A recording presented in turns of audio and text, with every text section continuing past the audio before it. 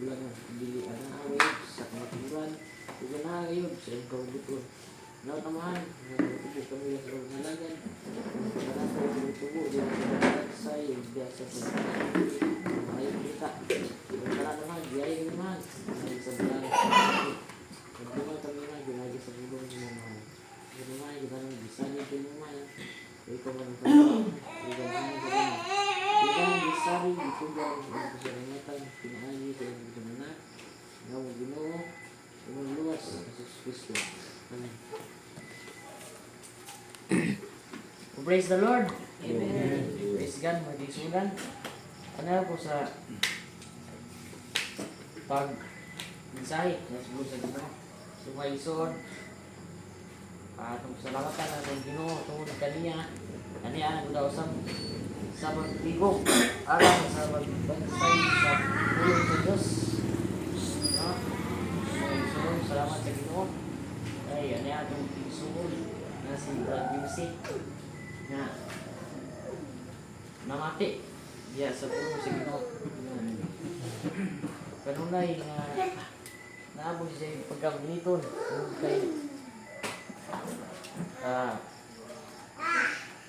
dan kawan mo isod mo panonin na sultihan nga baybunta pero naan siya.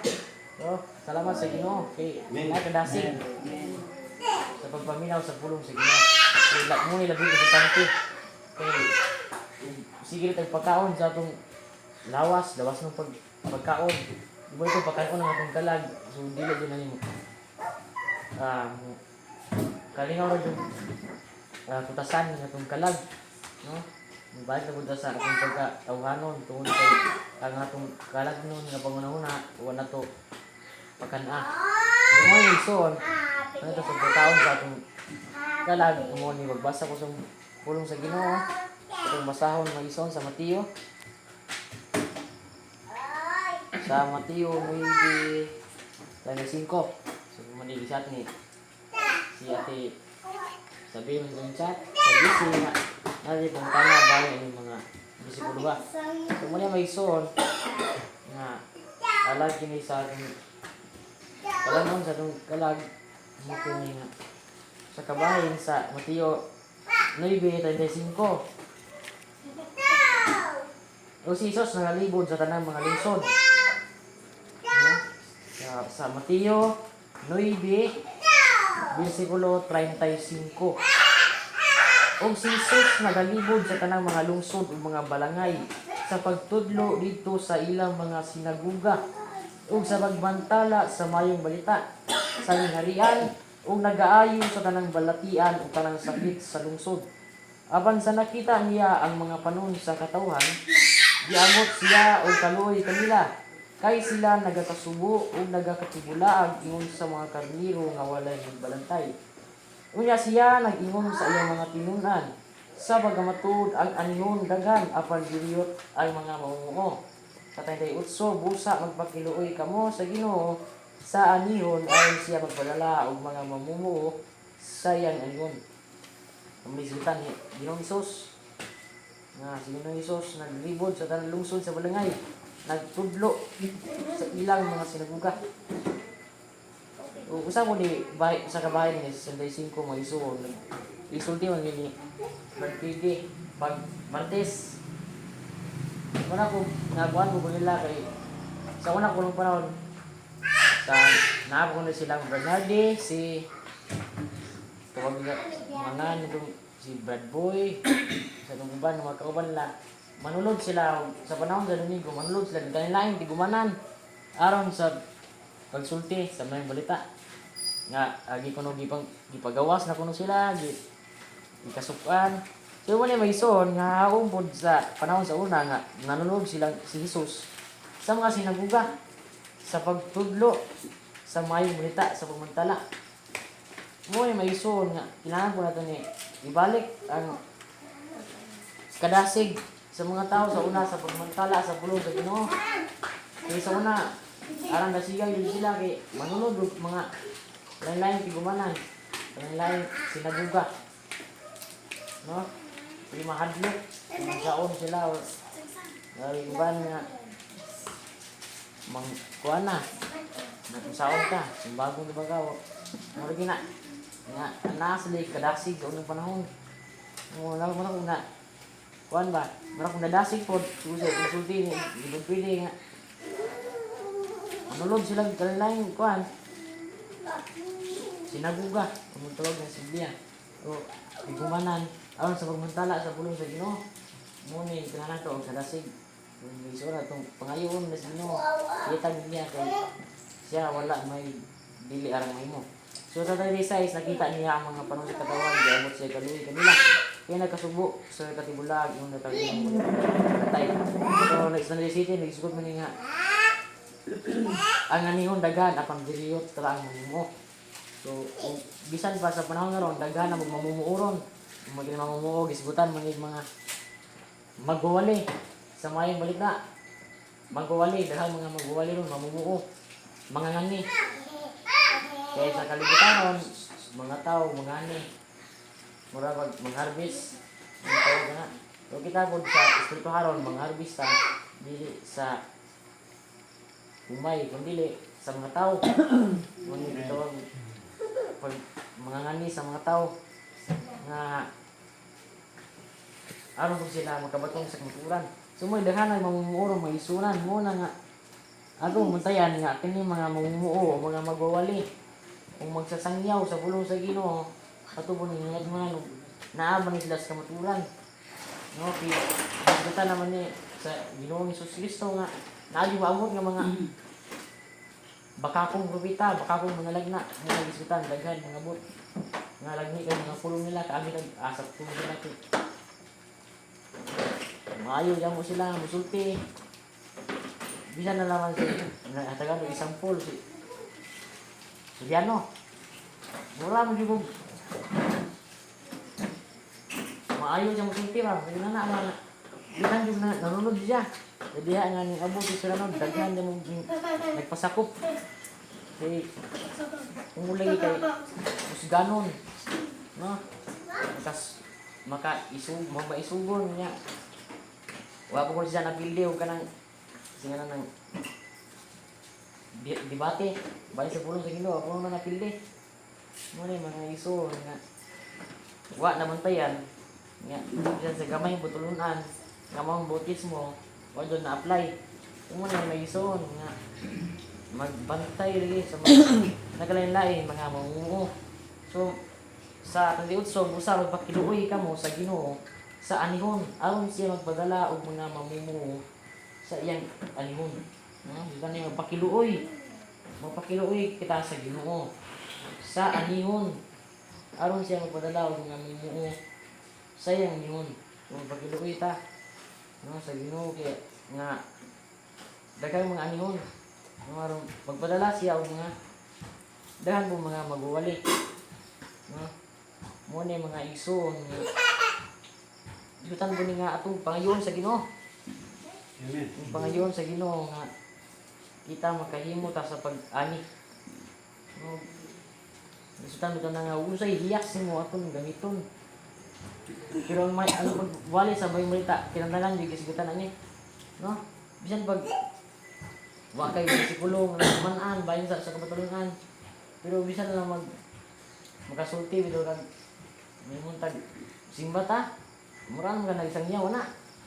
Bisan pagsulti simba ta ari brad, simba ta ari. Nakahimo na ka sa pag-ani. Amen. Amen. Bisan sa pag-ingon og alta sa kamaturan, ari ta ari. Sa way psikulo makahimo na ka ana sa pag-ani. Bisan sa mag-una ta sa pamilya to. Sa atong higala, gagaw, kaparintiyan. Kay mo lagi na napay kaulaw na usabay kalaylay. Kuan babag mo ni maison nga gamay butang apan dako na kahimuan di ato pag mga lagad. So mo ni maison no nga nalang gyud ni kadasig kumantala sa iyang pulong. Ay to mo ni na ang dasigan lagi manulog sila mga tigumanan nga wali mo sila, doon lang tunga. Ngay, hindi, itong tigumana ba, Patulungan ngay kapulo. Suldi kapulo. Sabi ko naman, kuha na pang mga libro. Buta na sila mga pastor, nga naam yung basa, ano man eh. Walang kagubot, tawa ko na sila. Muli gina, kasuka na. Muli yun, dumtan ka mo sa mga tao. Kaya sa pagpatul sa kamaturan. Kakuha dyan mo ng, madyo mo minawon ba? Kay, aram kakuha dyan mo ng kahimuan. Kay, mo mana, mas madali pag mo kailap ang pulong sa Ginoo kay panahon bisa nagkatigom sila magtigom din ng mga tao na dali panahon nga nagkapaminaw sila kay lahi po ning nagkaroon katag sangiyaw sa mga lapit mga dekado nga kasigaran ng mga tao di kay maminaw sumuni mga isuon nga kung pangayo sa Ginoo, no? Say pakiluoy ang mga anihon sa Ginoo nga ang mga anihon daghan. Muna daghan niya mo anihon. Parang tao anihon ng tantaw. Muna nga bisan sa duol ra na silingan o pinakaduol ng mga tao anihon to mga maisuon. So bisan pa mga maisuon nga ginangan yun nga padayon na po ni kay naantas kamaturan kuhan nila yung kuhan mano man yung naras kamaturan gamay na po ta naon dyan mo sa kamaturan kay ayun ang Ginoo nga ang iyang gahimutan gamay rin panon yun yung daghan dato wa gyud mo kaya ang Ginoo pili sa Ginoo kabus mga pobre pili sa Ginoo mga wala ihili wa hiili sa mga tao bilhan ng iglesia mutana sila siguro mo iglesia sa Dios iglesia ni Cristo na iglesia ni Cristo manihan sa mga tao inan mo iglesia ni Cristo kay iglesia man pwede na bilhan di pa kaubos sa kalibutan na mugi mo man himutan sa Ginoo kung nailhan mo tas ibo kalibutan ko pagkataas na ta muna nang hindi na ganahan hindi na pwede ta nailhan kung kay mo ka nang himutan sa Ginoo pero muna yun ang imantala ang may balita kay aron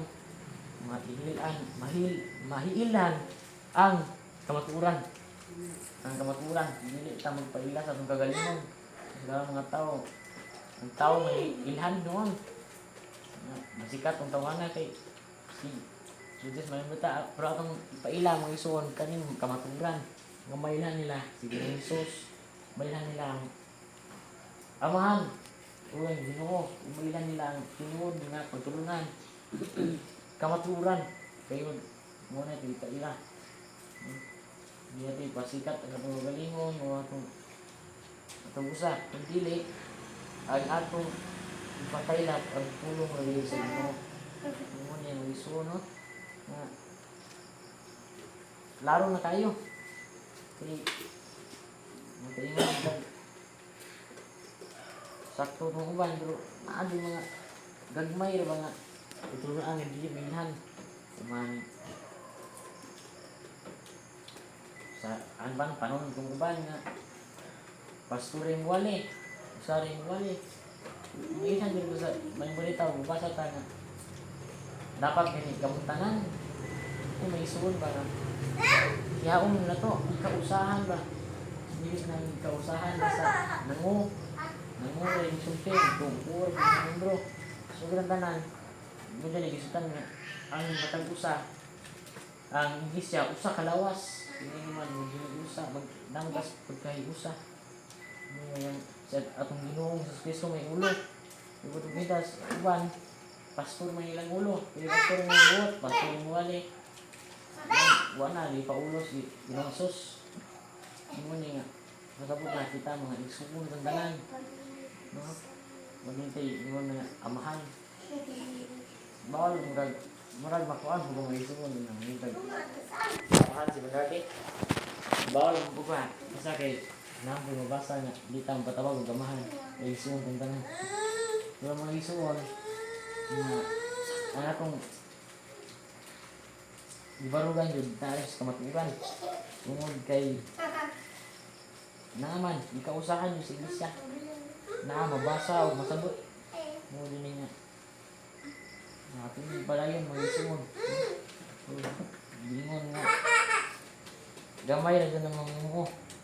Mo naman ang isbutan nga. Mamumuo mo dyan nga. Mamumuo sa kamaturan. Gamay ra dyan. Mo na mag-isunod nga. Muli, gamay ra man ta nagabas sa kamaturan. Kinahan ta madasigon sa pagpakailat. Kaya rin daghan na po ang ipadala sa Ginoo nga mamumuutan. So mo na mag-isunod nga. Ato naman na imansad-mansad ng magalingon. Nga. Bisan pa siguro nga pagtampag sa isunan ta muna. No?